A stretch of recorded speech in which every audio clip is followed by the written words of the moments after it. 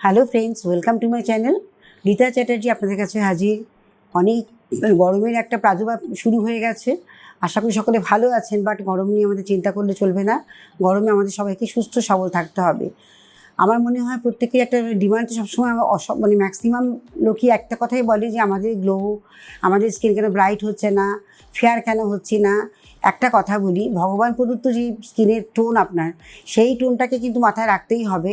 সেখানে যদি কোনো ডিস্টারবেন্স থাকে, যেমন কালো কালো ব্ল্যাক স্পট থাকে, আনইভেন টোন থাকছে, বা র্যাশেস হচ্ছে, ফুসকুড়ি হচ্ছে, বা হয়তো অনেক সময় হয় স্কিনে প্রচণ্ড পরিমাণে মানে লেয়ার পড়তে পড়তে একটা ডাল লুক হয়ে যাচ্ছে, সেই সব জায়গাগুলো কী করে রিপেয়ার করবো সেগুলোই আমাদের চিন্তার বিষয়। তো আমার মনে হয় এখানে আমি কিছু কিছু কথা আমি বলতে চাই, যে শুধুমাত্র কিন্তু আমি একটা কথা বলি যে আমি আমার ডিমান্ড রইল আমার গ্লো স্কিন, আমার স্কিনের গ্লোয়িং স্কিন আমার দরকার, ডিমান্ড রইল, বাট আমি ইন্টারনালি কোনো কিছুই মেনটেন করছি না। তাহলে কি সেই গ্লোয়িং স্কিনটা পাওয়া যাবে আর লং টাইম স্টে করা যাবে? সেটা কিন্তু হয় না। সেজন্য অনেক সময় মাথায় রাখতে হবে একটা কথাই, যে আমাকে যদি স্কিনের গ্লো রাখতে হয়, তো আমাকে টোটাল অল ওভার পুরো ব্যাপারটাকে মেনটেন করতে হবে। পুরো জিনিস যদি মেনটেন করা যায় ইন্টারনালি এবং এক্সটার্নালি, তবে কিন্তু স্কিনের গ্লোটা লং টাইম স্টে করে।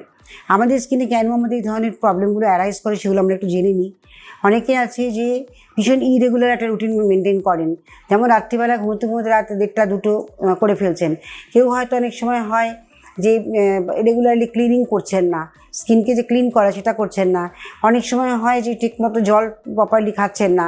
অনেক সময় হয় ভীষণভাবে অ্যালকোহলিক হয়ে পড়েছেন বা স্মোক করছেন, সেখানেও কিন্তু অনেক প্রবলেম অ্যারাইজ করে। আবার অনেক সময় হয় যে ডাইজেশন ঠিকমতো হচ্ছে না, প্রচণ্ড অ্যাসিডিটি হচ্ছে, সেখানেও কিন্তু ঘাটতি হতে পারে। অনেক সময় আমাদের অনেক ডেফিসিয়েন্সি হয় ভিটামিন, প্রোটিন, মিনারেলসের, সেগুলো যদি আমরা পরিপূর্ণ না পাই তাহলেও হতে পারে। তো বিভিন্ন কারণে হয়। সেজন্য গ্লোয়িং স্কিন, ফেয়ার স্কিন সবার ডিমান্ড থাকতে পারে, বাট এগুলোকে মেনটেন করতে হবে। যে যার যেখানে মনে হচ্ছে যে সাফিসিয়েন্ট নয়, সেই জায়গাটায় কিন্তু অবশ্যই কভার করতে হবে। এটা না করলে কিন্তু লং টাইম গ্লোয়িং স্কিন ধরে রাখাটা খুব প্রবলেম হয়ে যায়। তো আমি একটা কথা বলতে চাই, যে যদি ব্রাইটনিং স্কিন বা গ্লোয়িং স্কিন পেতে চান, তাহলে এই জিনিসগুলো যেমনভাবে মেনটেন করবেন, পাশাপাশি আপনাকে কিন্তু খাওয়া দাওয়ার দিকটা ভীষণভাবে মেনটেন করতে হবে। বেশি করে গ্রিন স্যালাড খেতে হবে, রেগুলার বেসিসে একটা কিন্তু রুটিন করে নিতে হবে। সকালে ঘুম থেকে ওঠা, হালকা একটা ওয়ার্কআউট করা বা যোগা করা বা প্রাণায়াম করা, বিশেষ করে যেগুলো আমাদের স্কিনের জন্য স্কিন রিলেটেড যোগা যেগুলো হয় সেগুলো অবশ্যই করতে হবে। কপালভাতি, অনুলোম বিলোম এগুলো কিন্তু কন্টিনিউ করা উচিত প্রত্যেকের। এটা করলে কিন্তু অনেকটাই উপকার পাওয়া যায়। কিছু জাস্ট মানে শুধু কপালভাতি করলেও এনাফ।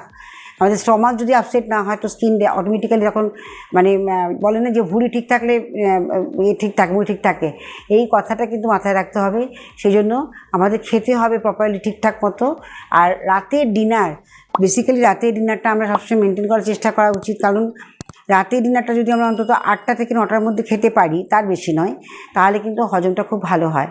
এবং রাত্রিবেলা শোয়ার আগে যদি আমরা একটু হালকা গরম দুধের মধ্যে 1 চিমটে হলুদ গুঁড়ো দিয়ে যদি খেতে পারি, তাহলে কিন্তু স্কিনের যেমন বাউলসও ক্লিয়ার হয়, তেমনি আমাদের কিন্তু ডাইজেশন প্রপারলি হয়, এবং তার সঙ্গে কিন্তু আমাদের অনেক হেলদি ফিলিংসটা হবে। তো এগুলো কিন্তু কিছু জিনিস মেনটেন করতে হবে। তো ফ্রেন্ডস, একটা কথা আমি বলছি, যাদের যেরকম রুটিন লাইফ আছে ঠিক আছে, তাকে সেইভাবে কিন্তু গুছিয়ে নিতে হবে। অনেকে ভাবছেন যে আমার এত সময় কোথায়, সারাদিন আমি ব্যস্ত থাকি, আমি কখন এগুলো করবো? তার মধ্যেও করা যায়। যদি নিজেকে আমরা ভালোবাসি, তো নিজেদের জন্য কিন্তু অল্প অল্প করে আমরা সময় বের করে রাখতে পারি, তাই না? 3 বেলা যখন আমরা মিল খাচ্ছি, 3টে ডায়েট করছি, বা আমরা স্ন্যাক্সও নিই, তো এইগুলো যখন আমরা খেতে পারি, তখন আমাদের স্কিনে কেন একটু কিছু মেনটেন করতে পারবো না, তাই না? হয়তো রাতে অনেকে আছে মেকআপটা করলো, করে গিয়ে রাতে ঘুমিয়ে পড়লো, মেকআপ রিমুভ করলো না। এটা যে কত বড় স্কিনের ক্ষতি হয়, এটা যারা জানে না তারা কিন্তু ভুল বুঝে কাজগুলো করে। অবশ্যই তাদের কিন্তু ডেফিনেটলি জানা উচিত যে মেকআপ রিমুভ ছাড়া কখনো রাত্রে ঘুমোতে নেই। কারণ আমাদের পোর্সগুলোকে টোটালটাই আমরা কভার করে দিই। যখন আমাদের পোর্স ক্লোজ হয়ে যায়, তখন আমাদের স্কিন কি নিঃশ্বাস প্রশ্বাস নিতে পারে না, ব্রিথ করতে পারে না।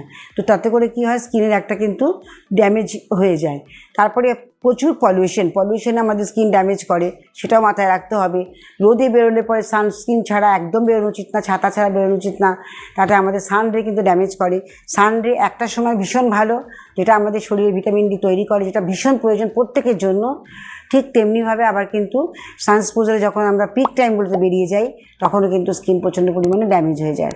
তো সেগুলো সব কিছুই মাথায় রাখতে হবে। পিক টাইম মানে 1টার থেকে ওই 3:30 4টে পর্যন্ত, সেই টাইমটায় যখন আমরা বেরোবো একটু ফেস কাভার করে সুতি কাপড় দিয়ে কাভার করে নেব, ছাতা নেব, সানগ্লাস পরবো, এগুলো কিন্তু অবশ্যই করা উচিত। প্রত্যেকটি জিনিসের পেছনে কিন্তু একটা করে কারণ থাকে, তবে কিন্তু এটা হয়।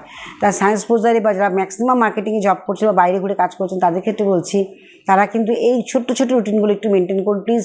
তাহলে দেখবেন আপনাদের স্কিন যথেষ্ট ভালো থাকবে এবং গ্লোয়িং তো ডেফিনেটলি থাকবে। আর বডিকে ডিহাইড্রেট করার জন্য জল তো অনবদ্য, জল মিনিমাম আমি বলবো 7 থেকে 8 গ্লাস জল প্রত্যেকের খাওয়া উচিত। একদম গ্লাস ভর্তি করে চুমুক দিয়ে খেতে পারলে তো ভীষণ ভালো, না পারলেও অন্তত বোতলে করে খেলেও খেতেই হবে তাকে 7 থেকে 8 গ্লাস জল। রেগুলার ঘুম 8 ঘন্টা ঘুমোতে হবে। এগুলো করলে কিন্তু গ্লোয়িং স্কিন, ধবধবে স্কিন মানে কোনো প্রশ্নই আসে না, এগুলো মেনটেন হবেই হবে। এবার আমি বলি ছোট্ট ছোট্ট টিপস দিয়ে দিচ্ছি যে কী করে আমরা এই ব্রাইটনিংটা পাবো।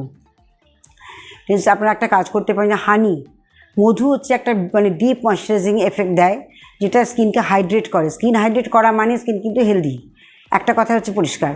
তো আপনারা মধু নেবেন, চায়ের চামচের 1 চামচ মধু, তারপরে বাঁকা পেঁপে খুব ভালো করে চটকে তার পাল্পটাকে নেবেন।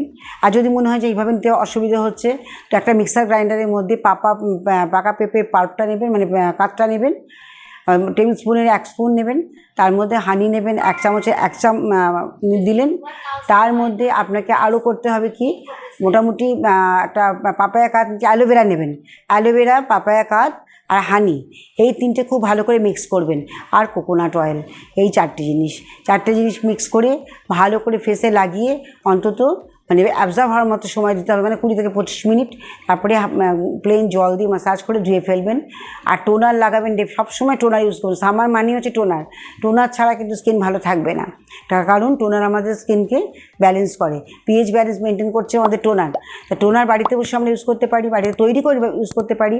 আপনি কিউকাম্বার জুস নিয়ে তার মধ্যে হানি মিক্স করে একটু লেবুর রস দিয়ে ওটা ভালো করে শেক করে রেখে দেবেন, ওটা আপনার কিন্তু ঘরে একটা টোনার হিসাবে ইউজ করতে পারবেন।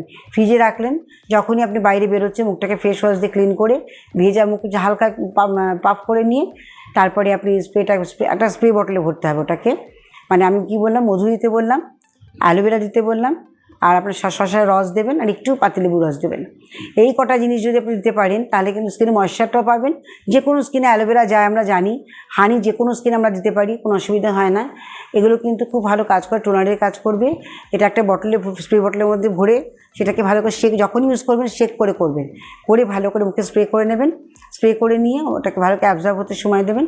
তারপরে আপনি ময়েশ্চারাইজার লাগিয়ে, আর সামারে ময়েশ্চারাইজার অলওয়েজ করা উচিত কিন্তু নয় জেল বেস আর না হলে ওয়াটার বেস, যে কোনো একটা ময়েশ্চারাইজার ইউজ করবেন।